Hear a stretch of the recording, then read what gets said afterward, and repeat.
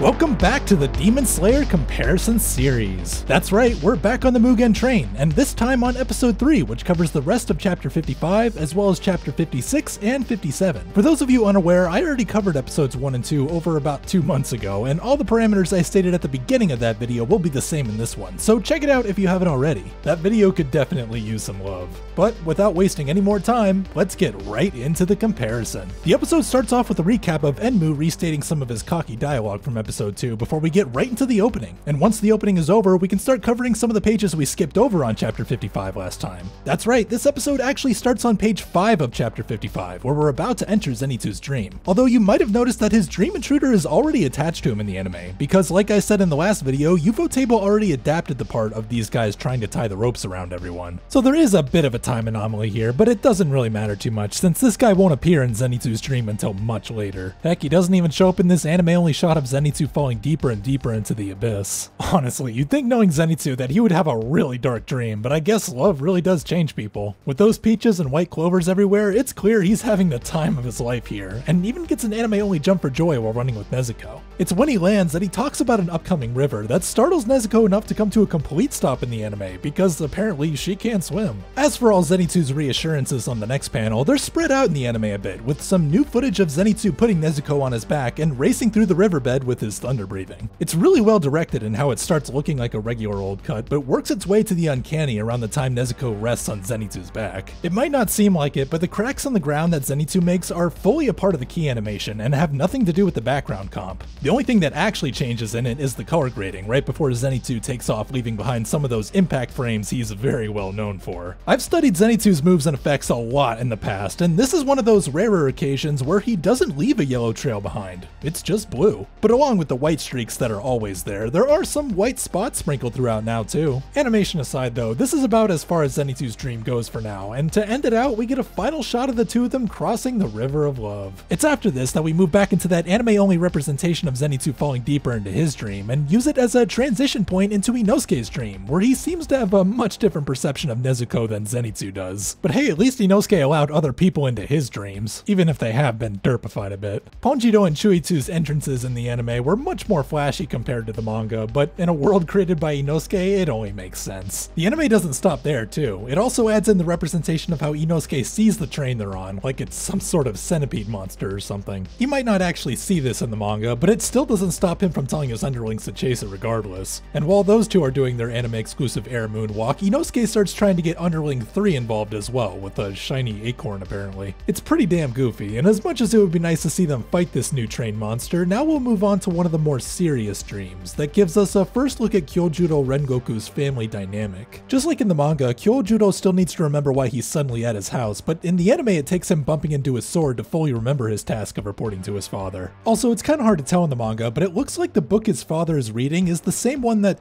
oh, right, spoiler-free video, never mind. Anyways, after Kyojuro's report, his dad still disowns his son in the same way, and that just leaves Kyojuro to head out to check up on his little brother Senjuro. And when he does meet up with him, we get some internal thoughts from the bigger brother, giving us some info on what sort of man his father used to be. His father might not be the same enthusiastic man he used to be, but that enthusiasm lives on in his eldest son. Out of all the 4 dreams, this one's the most grounded, and it leads you to believe that this event really did happen. Rengoku just isn't the type to retreat into fantasies. He prefers to make the most with what he's given, and the main thing he has right now is a little brother that he can believe in, no matter what happens. We still don't know much about the Rengoku family, but even a cursory glance can tell us that this family has been through some struggles, even compared to Tanjiro's dream, which we would normally get right into after this, but like I said in episode 2, this was the dream the anime started with, which means that we've already covered the rest of chapter 55, so now we'll move on to the title page of chapter 56, where the narrator is telling us about Enmu's ropes. Though of course there is no narrator in the anime, so Enmu will do all this explaining for us, and even has a little bit of extra dialogue saying that he'll eat the demon slayers after their souls are dead while doing some fancy poses. He says something similar in the manga a little later on, but we'll We'll get to that. But for now, we can really start following chapter 56 as Rengoku's dream intruder finally makes her appearance. Once she notices Rengoku, she starts heading in the direction of his dream core, while we start getting an explanation on what a dream core even is, as well as where it exists in relation to the dreamer. Naturally, this explanation is also done by Enmu this time, and it looks like he wasn't just talking to himself this time, as Ufotable showed him explaining this to his dream intruder compatriots beforehand. And of course, what's a good explanation without a trademark Ufotable graphic to go with it? Ufotable really outdid their adaptation of this part by taking a rather simple picture and sprucing it up like crazy with this thick oil-like substance flowing around the characters and shapes. It's a type of swirling effect we've seen before, hell there's even something coming a little later that looks like it, but the way these colors push each other aside is just entrancing to watch. It's like there are these little invisible tornadoes pushing everything around. It's obviously highly procedural, but it's still directed so that certain colors will flow in a certain way to keep the focus on those characters. And for the two most important shapes at the beginning and the end of this cut, they have a barrier around them, which doesn't allow this simulated effect in at all. Because of all that, the center of focus is never overwhelming to look at, and the compositing helps cut out the noise a little bit with dimmer lighting around the edge of the frame, as well as some minor blurs. It's known that Ufotable uses After Effects and 3ds Max, but it would be really nice if we could see what sort of additional software and plugins they pioneered to make this stuff. It may be the farthest from traditional animation, but it's always fascinating to see how stuff like this blends so well into the rest of their workflow. But anyways, back to Rengoku's dream intruder, it looks like she just managed to find the dream wall. So with that pic she got during that anime-only explanation, she tears into it to reveal another composition filled with Ufotable's renowned CG flames. The whole concept of there being multiple layers to a dream is really interesting, especially how the outer layer reflects the truest nature of the dreamer. Rengoku's fiery passion really encompasses who he is, and someone intruding upon his realm of the subconscious really puts him on high alert as this girl grows ever closer to his spirit core. Once she does reach it though, her lines about it being fragile are gone in place of her saying that if she destroys it, she'll finally be able to have a happy dream herself while going in for the killing blow. Ah, you foolish girl, if only it were that easy. Rengoku and his anime-only flames were pretty quick to shut down this attempt by the throat. Both versions are pretty savage, but this part is a little different in the manga as it shows this girl realizing something's wrong with her neck before we see Rengoku holding it on the next panel. Also, he doesn't swing her around like a ragdoll out into the aisle like he does in the anime. Instead, he just holds her right where she was sitting. Maybe all that extra movement in the anime is why she flew upwards in her dream world, as well as dropped both of her ice picks in both worlds. Normally this is the point where the narrator would chime in and explain how Rengoku was able to do all this, but this girl will commandeer those words instead. Just some of them though. She doesn't mention the fact that she's only being used by Enmu in case of exact situations like this, or that the spell could easily be broken if the demon himself tried to get involved. The fact that Enmu wanted to wait until after their spirit cores were destroyed was sort of said by him earlier in the anime, but an important detail that we didn't get in the anime is the fact that Rengoku is unwilling to kill another human even if they're about to kill him,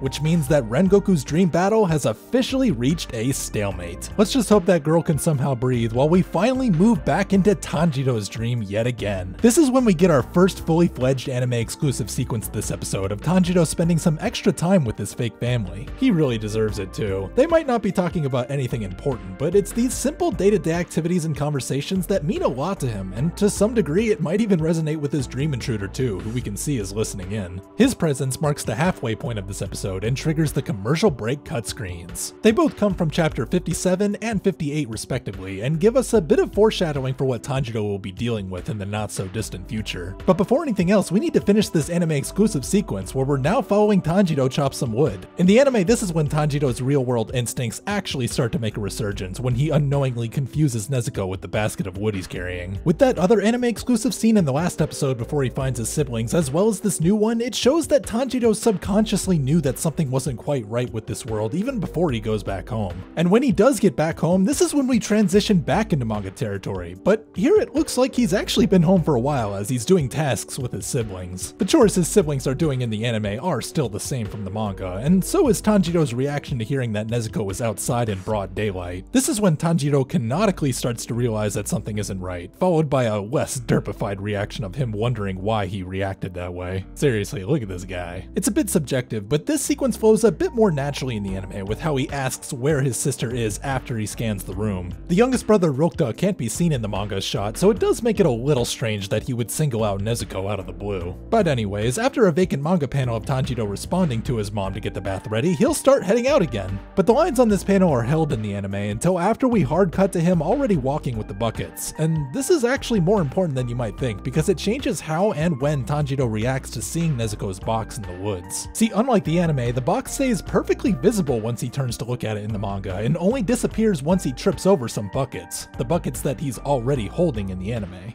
In addition, all of his lines wondering what all that was just now are spaced out all the way to when he starts getting ready to scoop water by the riverbed, where of course he gets confronted by his subconscious. I absolutely love how Ufotable did this part. In addition to letting sea-dwelling Tanjiro be audible above surface this time, the way they revealed him after he shouted must have been a tricky shot to pull off. Doing panning shots is notoriously challenging in anime. It's hard enough to get the background to sync with the character, but add another character into the mix, one that's mirrored from the first one, and make it look like he's actually in the water, well, that's a different story. But leave it to Ufotable, from virtually every angle it looks believable, right down to Tanjiro's displacement in the ripples of the water. For as amazing as this shot is though, we don't get to look at it for very long, because after another added audible plea from Water Tanjiro, he gets pulled in by him and informed about what's going on in the real world. By and large, this part is very comparable to the manga, as Tanjiro slowly starts to realize how dire the situation is. The only part that's a little different is that Tanjiro doesn't just close his eyes and open them to realize he's back at square one, but that he's also forcefully repelled from his doppelganger. It's after that happens that he realizes he's completely stuck. You know what he definitely needs right now is some encouragement from everyone's favorite box demon, who's finally making her first real appearance this arc. She's pretty quick to realize that this isn't a normal nap time with all the ropes and choking going on, and in the anime alone, she even notices Zenitsu and Inosuke before turning her attention to her distressed brother, who isn't as vocally distressed as he is in the manga. And maybe that's why Nezuko doesn't try to tug on him as much as she does in the manga, opting to also try putting Tanjiro's hand on her head. At first I thought she did this to try and wake him up in the anime, but her thoughts in the manga suggest that she genuinely just wanted some head pats, and when she doesn't get them, well, she gets upset. The headbutt in the anime seemed more like a plea just to wake him up alone, but it was still a bad idea regardless. No one can beat Tanjiro in a headbutting contest, not even a hydraulic press could break that thing. Nonetheless, she keeps trying, this time with her demon art that she's only now using for the second time ever. And what do you know, this actually got Tanjiro's attention, as it also lit him on fire in his dream world. This is the last thing we see on chapter 56, so now let's move on to chapter 57, where Tanjiro's fake siblings are reacting to their brother burning alive. Now normally this would be the fire that causes Tanjiro to morph into Demon Slayer Tanjiro, but interestingly enough, the anime puts out those flames first before reigniting them a couple of seconds later for him to transform. It's still a step in the right direction, but now he has to overcome the emotional hurdle of leaving his family behind again. He already made his peace with his family when he set out to become a Demon Slayer, but now he has to do it all over again. It's tragic, and Ufotable is already starting to rub some salt in the wound by adding in Rokta, who isn't crying mainly because he's confused as to why his big brother is leaving him, something he'll finally realize a little later. This whole family might be fake, but leaving behind happiness like this takes a lot of willpower. It's almost as if this dream world has it out for him, because right when he thought he came to terms with all this, that's of course when he hears Nezuko's voice. Really a low blow. You know the one thing Tanjiro wants to see more than anything else is his sister being human again. It's his entire motivation for being a Demon Slayer, but ironically enough, turning back to look at his sister now would mean he's turning his back on the Nezuko that's still alive. As much as he already didn't want to turn back, Ufotable pushed him over the edge a little bit more by bringing his whole family in behind him now, not just his mom and Rokta. I love this scene so much because as strong as Tanjiro is to put other people above himself, he still openly states that he wants to stay here so incredibly badly. He even says it out loud in the anime. Everything else is still in his head, but I appreciate the fact that Tanjiro is at least paying heed to his selfish thoughts a little bit, because someone like him deserves a family like this. A family that by all accounts, he should still be with. Really, with this piano remix of Kamado no Tanjiro no Uta from episode 19, as well as some new visions of what Tanjiro's perfect life would be like, the anime is really hitting where it hurts. His emotions may have forced him to come to a stop here, but without missing another beat, he continues along this path he's chosen. Watching this entire dream sequence over and over again for this video was already hard enough, but watching this kid fall to the snow in the anime only just to not lose his only big brother is so heart-wrenching. The snow obscuring his family as he got further and further away was sad enough, but I almost appreciate the manga shot a little more because it really is Tanjiro's vision of his dead family. I know this because Nezuko's not in this shot anymore. She's still alive, and that's what's pushing Tanjiro forward. to protect the only real family that he has left. Seriously, after seeing something like this, how can anyone decide to take this man out? Thanks to that anime-only scene from earlier, this guy already seemed hesitant enough. Hell, he's barely hiding at all behind this tree like he is in the manga, but at the end of the day, his give to temptation just isn't as strong as Tanjiro's. He chose dreams over reality quite a while ago, but even then, after seeing a vista as beautiful as Tanjiro's soul, it's obvious by his face that he's already starting to come around. Tanjiro just has that effect on people. Heck, just look at how much softer Inosuke's gotten since he met Tanjiro. Oh, and speaking of Inosuke, this would normally be the point in both the manga and the movie where we look to see what's going on in his realm of the subconscious, but to not disturb the already tender mood from what we've just seen, the TV series will skip over this part for now, moving us from page 12 all the way to page 16, where Enmu is wondering what's taking so long. However, this point in the manga actually intersects with the scene of Tanjiro wondering what he needs to do to get out of the dream, so once Enmu's part is over, we'll go back one page to watch the beginning of that scene play out, with Tanjiro trying to smell his way to the demon.